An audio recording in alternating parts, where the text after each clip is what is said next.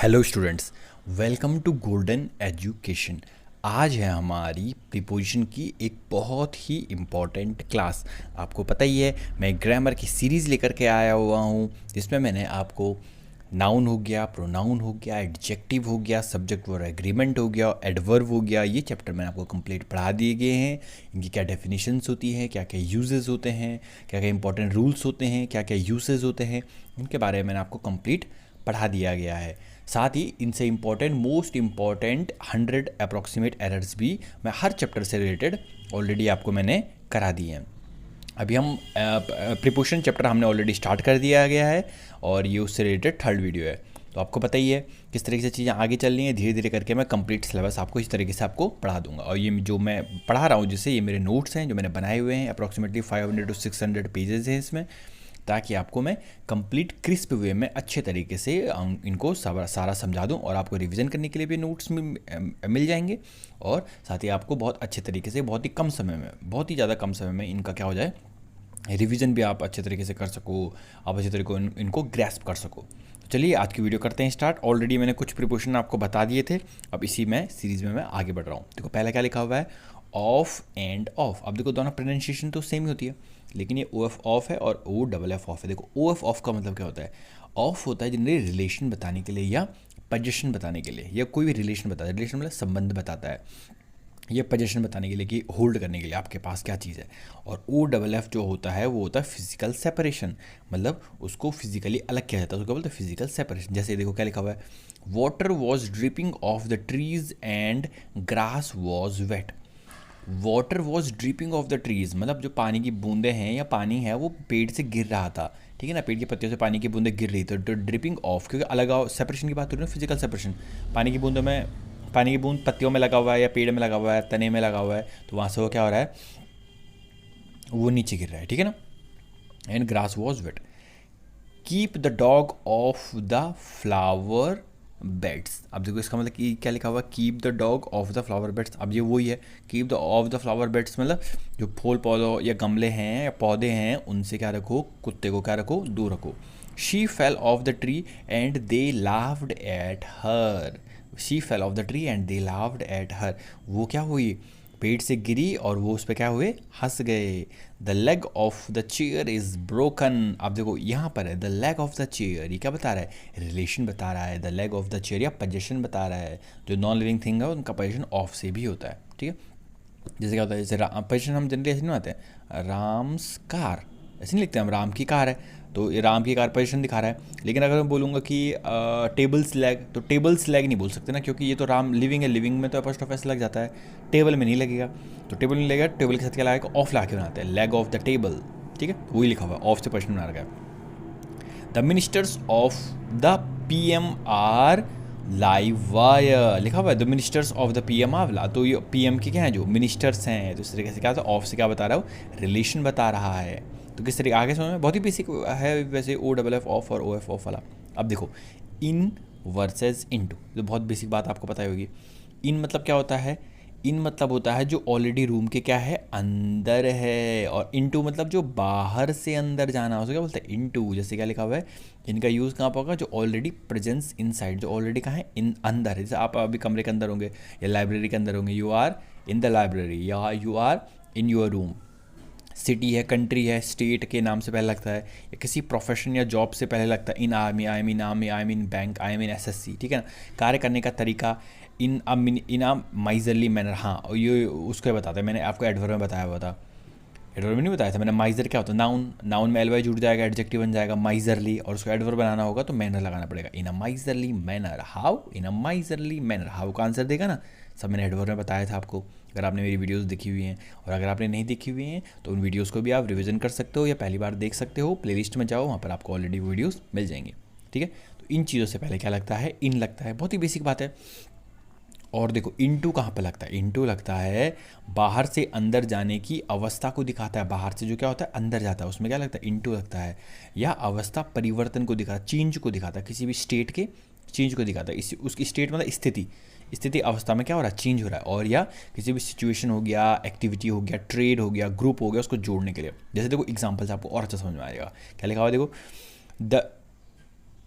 The tired man fail into a deep sleep. जो tired man है, ठीक है, टायर्ड मैन मतलब जो मैन क्या था, बहुत ज़्यादा थका हुआ था तो fell into a deep sleep, तो क्या होगा, बिल्कुल गहरी नींद में सो गया। The magician turned Shubham into pigeon. Magician ने क्या कर लिया, बिल्कुल चेंज कर दिया, उसको अवस्थाई में चेंज कर दिया। शुभम को क्या बना दिया, सीधा पीजन ही बना दिया। I do not want to go into this business, ठीक है ना, मैं इस बिजनेस में नहीं जाना चाहता हूँ। दे डिवाइडेड या jumped into the river, ठीक है ना, तो बाहर से अंदर गए ना, पहले बाहर थे या फिर क्या, कहाँ चले गए, अंदर चले गए। They jumped into the river to save the drowning man.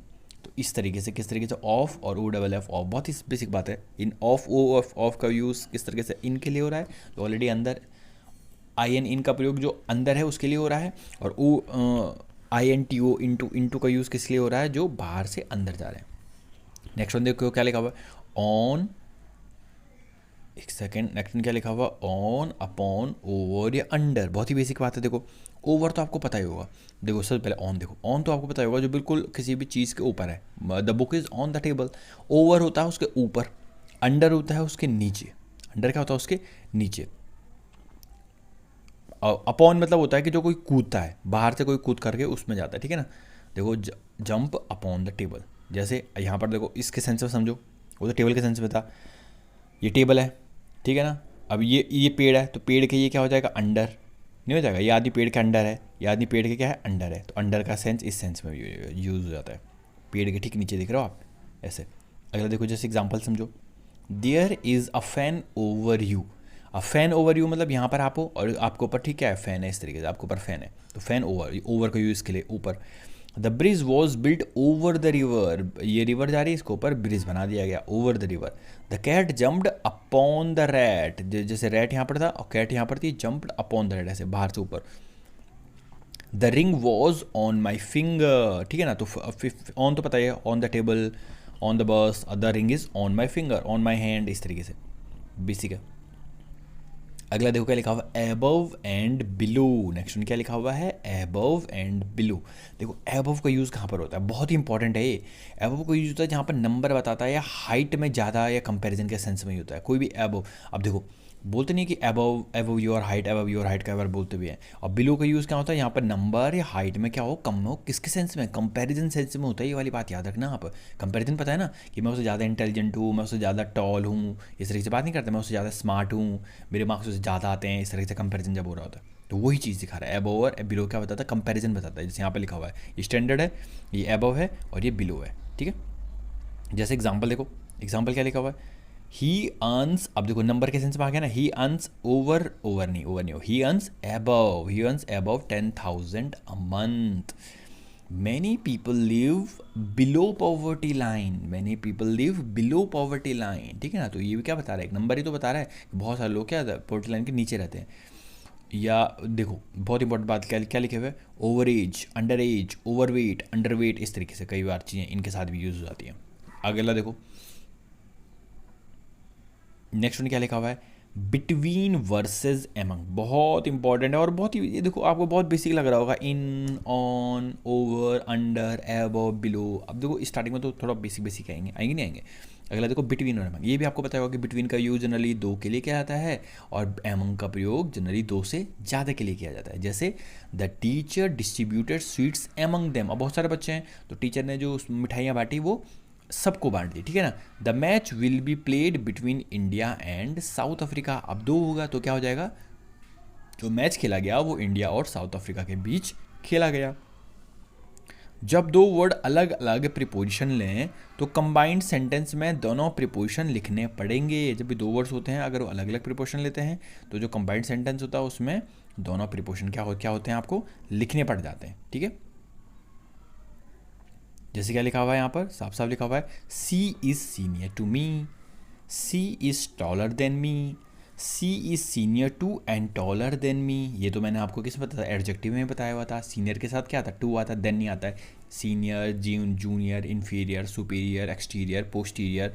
और टॉलर ER वाले जो होते हैं, टॉलर, टॉलेस्ट, इस तरीके से नहीं होता है, गुड, बेटर, बेस्ट, इनमें क्या लगता है, देन लगता है कंपैरिजन में। तो सी इज टॉलर देन मी, और दोनों आगे तो सी इज सीनियर के साथ टू और टॉलर के साथ देन, तो अपना अपना प्रिपोजिशन अपने अपने साथ लगेगा। वाली बात बहुत इंपॉर्टेंट है, वाली बात याद रखना, ठीक है। अगला देखो अगेंस्ट, नाम में लिखा हुआ अगेंस्ट है, तो अगेंस्ट क्या हो जाएगा, इन अपोजिशन बताने के लिए, किसी भी चीज़ के अपोजिशन में बताने के लिए, मतलब विपरीत में बताने के लिए अगेंस्ट में कोई चीज़, या अगेंस्ट का मतलब नफरत करना भी होता है, नेगेटिव वर्ड होता है ये, या in contact with opposite force जो लगाता है, कॉन्टैक्ट में अपोजिट फोर्स लगाने के सेंस में किया जाता है। अब देखो एग्जाम्पल देखो, 2 मिनट में समझ आ जाएगा।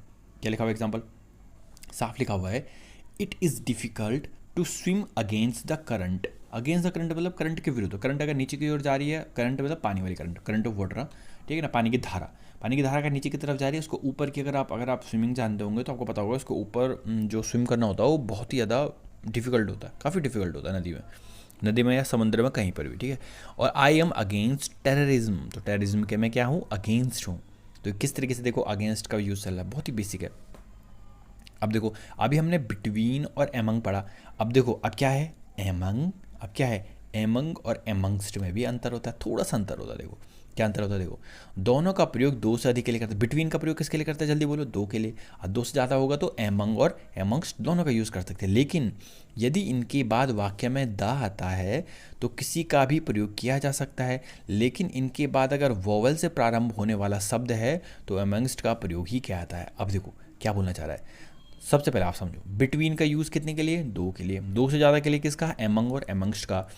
और बस एक ही बात याद रखनी है आपको, अगर इनके बाद अगर वोवेल आया हुआ है, क्या आया हुआ है, वोवेल आया हुआ है, तो 100% एमंगस्ट का यूज़ होगा। जैसे यहाँ पे देखो एमंगस्ट अस, यू वोवेल आ गया ना यू, तो हमेशा किसका यूज़ होगा, एमंगस्ट का यूज़ होगा। और यहाँ पर क्या लिखा हुआ है, द पुअर, तो वोवेल तो आया नहीं, वोवेल नहीं आया तो एमंग भी सही है और एमंगस्ट भी सही है, दो से अगर ज़्यादा की बात हो रही है तो। ही डिस्ट्रीब्यूटेड द पेन्स, पेन बांटी उसने, बहुत सारे लोगों ने बांटी, तो एमंग बोल दो एमंग्स बोल दो, दोनों सही है। The poor, he distributed the coffees, ठीक है ना, किस में, एमंग्स्ट अस, क्योंकि वोवेल आ गया तो वोवेल के साथ हमेशा क्या आएगा, एमंग्स्ट आएगा, ये वाली बात, बस यही बात याद रखनी है आपको। बिटवीन का यूज़ दो के लिए, दो से ज़्यादा के लिए एमंग और एमंग्स्ट दोनों का यूज़, लेकिन अगर केवल इन वर्ड के बाद, एमंग और एमंग्स्ट वर्ड के बाद वोवेल आया हुआ है तो केवल क्या होगा, एमंग्स्ट का ही यूज़ होगा, क्या होगा, केवल एमंग्स्ट का ही यूज़ होगा वोवेल में। Got it. नेक्स्ट वन देखो, रूल नंबर बहुत इंपॉर्टेंट, देखो इन स्पाइट ऑफ और डिस्पाइट, ये मैंने पहले भी आपको फिक्स प्रीपोजिशन में बताया हुआ था, या तो इन स्पाइट ऑफ बोलो या तो डिस्पाइट बोलो, ठीक है। तो वो आई होप आपने वो याद कर दिए होंगे, वो प्रीवियस वीडियो देखी होगी, उसको बार बार याद करना है, स्क्रीनशॉट खींचना है, रिवाइज करना है। देखो इसका मतलब होता है के बावजूद, डिस्पाइट के, हाँ ये तो मैंने पहले बता रखा, डिस्पाइट के बाद ऑफ नहीं आएगा, लेकिन इन स्पाइट के बाद ऑफ आएगा। क्या लिखा हुआ देखो, in spite of working hard, बहुत हार्ड उसने मेहनत करी फिर भी वो क्या हो गया, फेल हो गया, he failed. Despite being rich he is not happy, despite being rich he is not happy. तो किस तरीके से चीज़ें चल रही हैं आप देख पा रहे होंगे। अब देखो यहाँ तक वैसे मैंने आपको प्रिपोजिशन, बहुत सारे प्रिपोजिशन क्या कर दिए ऑलरेडी मैंने आपको करा दिए हैं। कोशिश करूँगा अगर कुछ और भी हो एक्स्ट्रा, वैसे तो इतने भी अगर आप याद कर लो ना, ये रूल्स भी आप याद कर लो ना, ये बहुत ज़्यादा है, मोर देन इनफ है। इनको बस वही है कि रिवीजन करना है आपको, ऐसे नहीं कि आपने सोचा कि अरे हाँ अभी तो मुझे आ गया सर, अभी मुझे आ गया सर, और अभी मैंने एक हफ्ते बाद पूछा तो आप फिर भूल गए, अरे सर वो रिवाइज़ नहीं हुआ। तो यही नहीं होना चाहिए ना, यही तो मैं बार बार आपको हर वीडियो में कहता हूँ। एक बार हर कोई वीडियो देखता है, क्या आपने उसको 2 बार देखा, 3 बार देखा, तभी तो आपको चीज़ें रिटेन होंगी। रिटेन करने के लिए आपको रिवीजन इज़ द की, और टेस्ट तो लगाने वैसे मैं टेस्ट हर चैप्टर के लास्ट में तो देता ही देता हूँ आपको। तो आप अगर मेरी वीडियो रिवाइज करोगे तो टेस्ट तो आपको ऑटोमेटिकली लग ही जाएगा, ठीक है। तो आपको वीडियोस रेगुलर इंटरवल पर दिखते रहनी है, रिवाइज करते रहना है, रिवाइज इज़ द की।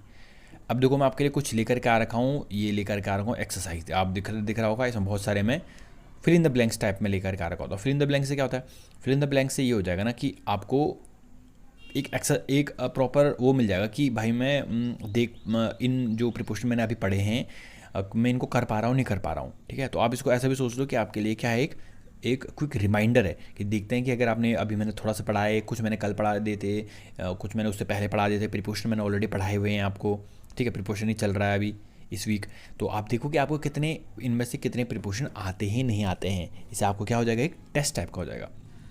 तो चलिए आज के टेस्ट को स्टार्ट करते हैं, देखते हैं कि इन क्वेश्चंस में से आप कितने क्वेश्चन का आंसर सही कर पाते हो। जिससे क्या हो जाएगा, आपका चेक भी हो जाएगा कि आपको चीज़ें आ रही हैं नहीं आ रही हैं, क्या आप चीज़ों को समझ पा रहे हो नहीं समझ पा रहे हो। तो पहले मैं आपको ये 4 क्वेश्चन दे रहा हूँ, ये 4 क्वेश्चन आप देखो, आराम से पढ़ो और समझो, और देखो कि भाई इन 4 क्वेश्चंस में से आप कितने क्वेश्चंस कर पा रहे हो, फिर आपको मैं बता रहा हूँ, ठीक है, पहले क्या लिखा हुआ है, बहुत ही ईजी होंगे, ऐसे नहीं कि मैं बहुत डिफिकल्ट लिखा रखा हूँ, ईजी लिखा रखा हूँ, मतलब बेसिक चीज़ें लेकर के आ रखा हूँ, ज़्यादा एडवांस नहीं है। माई व्यूज़ आर डिफरेंट, ये तो नाम में ही पढ़ के लग रहा होगा आपको, क्या हो जाएगा, my views are different dash yours. दूसरे का क्या है, the farmer suffered because the monsoon did not arrive. आगे क्या लिखा हुआ है, our flat is dash the second floor. Fourth क्या लिखा हुआ है, the brave youth immediately jumped the river to save the drowning child. बहुत ही बेसिक है, आई होप आपको चीज़ें आ गई होंगी, आप आराम से करो। अगर आपको लग रहा है कि नहीं सर थोड़ा सा टाइम दे दो, तो आप वीडियो को यहाँ पर क्या कर सकते हो, पॉज कर सकते हो, वरना देखो मैं आपको बता रहा हूँ। पहला क्वेश्चन क्या है, पहला क्वेश्चन क्या लिखा हुआ है, माई व्यूज़ आर डिफरेंट। जल्दी बताओ डिफरेंट के साथ क्या होता है, ये कोई प्रीपोजिशन की एरर ही नहीं है, ये तो आप जितनी बार पढ़ते हो रीडिंग कॉम्प्रीहेंशन के एरर में बता रहा हूँ, ठीक है। जितनी आप पढ़ोगे चीज़ें आपको ऑटोमेटिकली आने लग जाएंगी। तो क्या होता है डिफरेंट के साथ, my views are different from yours. The farmer suffered because the monsoon did not arrive। क्या हो जाएगा बताओ, The farmer suffered because the monsoon did not arrive on time। Our flat is dash the second floor of the building। क्या हो जाएगा इसका answer, Our flat is on the second floor of the building। Fourth का answer बताओ क्या था, The brave youth immediately jumped dash the river to save the drowning child। अभी मैंने आपको बता दिया था, The brave youth immediately jumped into the river to save the drowning child। अब आपको देखना है 5, 6, 7, 8, अगले 5, 6, 7, 8 अगले 4 क्वेश्चन का आंसर देखो, आराम से पढ़ो। ये लिखा हुआ है, the train is arriving dash platform number 5, let us sit down the shade of the tree for some time। My father lives dash Kondapur, a small village dash Andhra Pradesh। I stayed in Mumbai dash 8 years। बहुत ही basic error है, आराम से बताओ पहले का answer क्या हो जाएगा। देखो पहले का आंसर हो जाएगा, the train is arriving at platform number 5। Six का आंसर क्या हो जाएगा, let us sit down where, अभी मैंने डायग्राम भी दिखाया था आपको, let us sit down below the shade of the tree for some time. My father lives कहाँ पर, my father lives at Kondapur in small village in Andhra Pradesh. Big small का मैंने बताया था आपको preposition. I stayed in Mumbai for 8 years। अगला आपको बताना है 9 और 10th का आंसर बताना आपको, ठीक है।